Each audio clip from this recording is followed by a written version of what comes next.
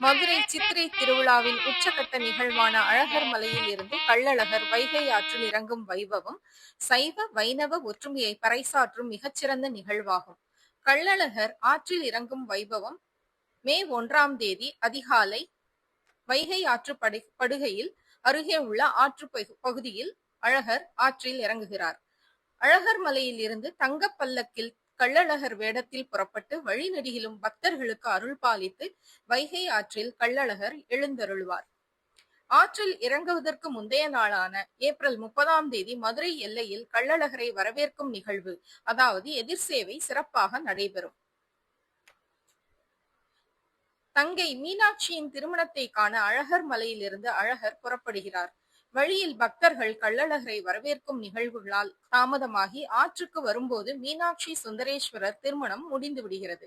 இதனால் அதிருப்தி அடைந்து தங்கையின் திருமணத்தை நேரில் காணாததால் ஆற்றில் இறங்கி வைகை நதியிலேயே தங்கி மக்களுக்கு அருள் பாலிக்கிறார் என்பது ஐதீகம். கள்ளழகர் ஆற்றில் இறங்குவதையொட்டி வைகை அணையிலிருந்து 500 கன அடி வீதம் தண்ணீர் திறக்கப்பட்டுள்ளது. லட்சக்கணக்கான பக்தர்கள் பங்கேற்பதால் 7500 காவலர்கள் பாதுகாப்பு பணியில் ஈடுபடுத்தப்பட்டிருக்கின்றனர்.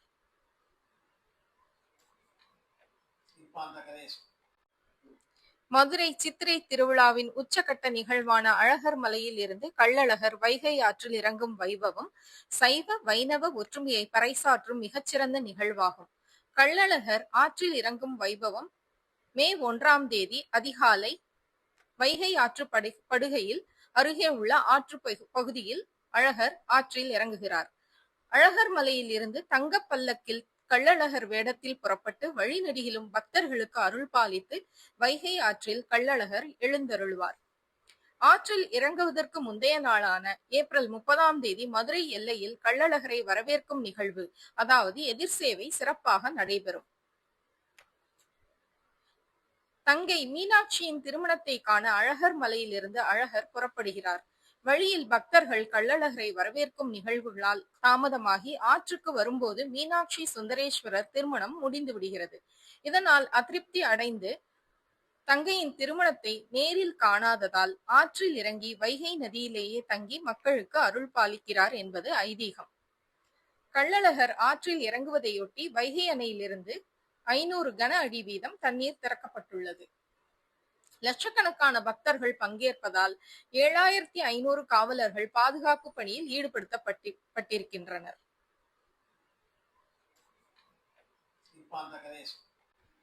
இதோ எம்பெருமான் வைகை ஆற்றில் இறங்கிவிட்டார். பக்தர்கள் மனதில் இறங்கிவிட்டார். இதோ எம்பெருமானின் அருள் காட்சி கண்டு மகிழுங்கள். உங்கள் பத்மம் யூடியூப் சேனல் இதை ஒளிபரப்புகிறது. எத்தனை புண்ணியம் செய்தேன் இந்த அருள் காட்சியை காண. எத்தனை ஜென்மம் எடுத்தாலும் இது போன்ற ஒரு தரிசனம் கிடைக்குமா என்று ஏங்குபவர்கள், மதுரைக்கு செல்ல முடியவில்லையே என்று வருந்துபவர்கள், உடல்நிலை இயலாதவர்கள் போன்றவர்களுக்காக மே 1 சித்ரா பௌர்ணமி தினம், சித்திரகுப்தன் அவதரித்த தினம் என்றும் கூறுவார்கள்.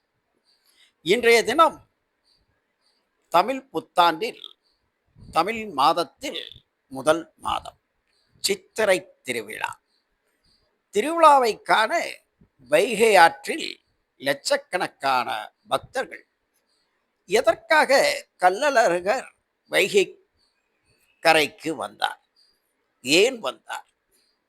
பெருமாளுக்கு வைகை ஆற்றில் என்ன வேலை என்று கேட்க தோன்றும், நினைக்க தோன்றும். இன்றைய இளைஞர்களுக்கு அது ஏன் என்று அறியாமல் கூட இருக்கலாம். ஆனால் மீனாட்சியின் திருமணத்திற்காக கள்ளழகர் அழகர் கோயில் மலையிலிருந்து புறப்பட்டு தங்கப்பல்லாக்கில் வருகை. 30 இரவு எதிர் சேர்வு. பக்தர்கள் வரவேற்பு. ஏகப்பட்ட பக்தர்கள் வரவேற்ற காரணத்தால் கள்ளழகர் தனது தங்கை மீனாட்சியின் திருமணத்திற்கு சரியான நேரத்திற்கு வர இயலவில்லை. இந்த சூழலில் திருமணம் முடிந்துவிட்டதாக தெரிவிக்க கள்ளழகர் ஆற்றோரமாகவே மீண்டும் திரும்பி செல்கிறார். ஆற்றின் தென்புறம் மீனாட்சி ஆட்சி, வடபுறம் கள்ளழகர் ஆட்சி.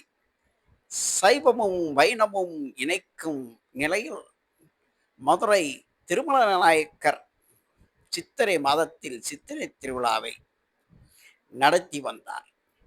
இதோ லட்சக்கணக்கான பக்தர்கள் கோவிந்தா கோவிந்தா என்று கோஷத்துடன் வைகை ஆற்றில் குவிந்திருக்கும் காட்சியையும், தங்க குதிரையில் எம்பெருமான் கள்ளழகர் அருள் பாவிக்கிறார். பக்தர்கள் தங்களது நினைத்த காரியம் நிறைவேற வேண்டும் என்றும் கோவிந்தனையும் கள்ளழகரையும் வேண்டுதல். இதோ பாருங்கள், 7500 போலீஸ் காவல், மதுரை நகரமே அதிர்ந்ததே என்று சொல்லலாம். கள்ளழகர் வைகை ஆற்றில் இறங்கிவிட்டார். பக்தர்கள் உள்ளத்தில் இறங்கிவிட்டார். பக்தர்கள் வெள்ளம். வைகை ஆற்றில் குழந்தைகளுக்கு பேர் சூட்டுவோர், முடி காணிக்கை தருவோர், நேர்த்திக்கடன் நிறைவேற்றுவர், கள்ளழகர் அழகர் கோயிலுக்கு செல்ல இயலாதவர்கள் எல்லாம் அவருக்கு வேண்டுதலை வைகை ஆற்றிலேயே நிறைவேற்றி விடுவார்கள். பல்வேறு ஐதீகங்களும் சடங்குகளும் இந்த நிகழ்வில் இருக்கிறது. தண்ணி பீச்சடிக்கும் ஒரு பக்கம், பக்தர்களுக்கு பிரசாதம், நீர்மோர், பானகரம், உணவுகள், அன்னதானம் என்று மதுரை நகரே இன்று கோலாகலம் போடும். இந்த வைபகம் இந்திய வரலாற்றில் மிகப்பெரிய சித்திரை திருவிழா வைபகம். கள்ளழகர் ஆற்றில் இறங்கும் நிகழ்வை காண்பதற்காக இந்தியா முழுவதும், ஏன் வெளிநாட்டில் தங்கியிருக்கும் மதுரை வாசிகள் மதுரைக்கு வந்து குவிவார்கள். இதோ வாருங்கள், சுற்றுப்பற்று உள்ள 266 கிராமத்தை சேர்ந்தவர்கள் மாட்டு வண்டி கட்டி, மாட்டு வண்டியில் பிரசாதங்களை எடுத்துக்கொண்டு கள்ளழகரை வரவேற்க வைகை ஆற்றங்கரையோரம் வந்து விட்டார்கள். இதோ எம்பெருமான் தங்க குதிரையில் அருளாசி புரிகிறார். பக்தர்கள் மலர் மாலைகளை சூடி மகிழ்கிறார்கள். அவர்களுக்கு பிரசாதமாக பக்தர்களுக்கு மலர் மாலைகளை வழங்குகிறார். இப்படி கள்ளழகரின் திருவிழா, சித்திரை திருவிழா ஏப்ரல் மாதம் 19ஆம் தேதி கொடியேற்றத்துடன் துவங்குகிறது. இந்த நிகழ்வு மிகச் சிறப்பான ஒரு நிகழ்வு. அதன் பின்பு திருக்கல்யாணம், தேரோட்டம் என்ற நிகழ்வுகள் நடைபெறும். இறுதியாக கள்ளழகர் வரும் வைபகம் மிகவும் விமர்சையாக நடைபெறும். இதோ கள்ளழகர் தங்க குதிரையில் வைகை ஆற்றில் அருள் பாவிக்கும் காட்சி. இப்படி லட்சக்கணக்கான பக்தர்கள் புடைசூட கள்ளழகர் பெருமான் தரிசனம் தரும் காட்சி கோடான கோடி மக்கள் பத்மம் யூடியூப் சேனல் ஒளிபரப்பிக் கொண்டிருக்கிறது. இதோ உங்களுக்காக பத்மம் யூடியூப் சேனல் மதுரை திருத்தேர், திருக்கல்யாணம் மற்றும் வைகையில் எம்பெருமான் கள்ளழகர் பெருமான் கோவிந்தன் இறங்கும் காட்சி, தங்க குதிரையில் வந்து இறங்கும் அழகனே வா, அழகனே வா என்று பக்தர்கள் வரவேற்கும் காட்சி. இப்படி கோலாகலமான ஒரு விழா நம் முன்னோர்கள் ஏற்படுத்தி அதில் லட்சக்கணக்கான பக்தர்கள் மகிழும் மகிழ்ச்சி இருக்கிறதே, இந்த ஒன்று போதும், பார்த்தாலே கோடி புண்ணியம். 1000 தலை கண்டவனுக்கு கோடி புண்ணியம் என்பது சான்றோர் வாக்கு. இங்கு லட்சம் தலைகள். கடலா, கடல் அலையா என்றவர்கள் பக்தர்கள் கூட்டம் எம்பெருமானை தரிசிக்க வைகை ஆற்றில். இதோ வைகை ஆற்றின் கரையில் இருபுறமும் பக்தர்கள் அலைவாயும் கூட்டம். கோவிந்தா கோவிந்தா என்று அதிர்ந்தது மதுரை மாநகரமே. இந்த புண்ணிய கோஷம், இந்த திருநாமம் இந்த வருடம் முழுவதும் மக்களை காக்கும். மழை வந்து மக்களுக்கு செழிப்பான வாழ்வை தரும் என்பது விவசாய பெருமக்களுக்கு நம்பிக்கை. கோவிந்தனை வரவேற்று அவருக்கு சேவை செய்வதில் ஒரு பெரும் மனம் திருப்தி.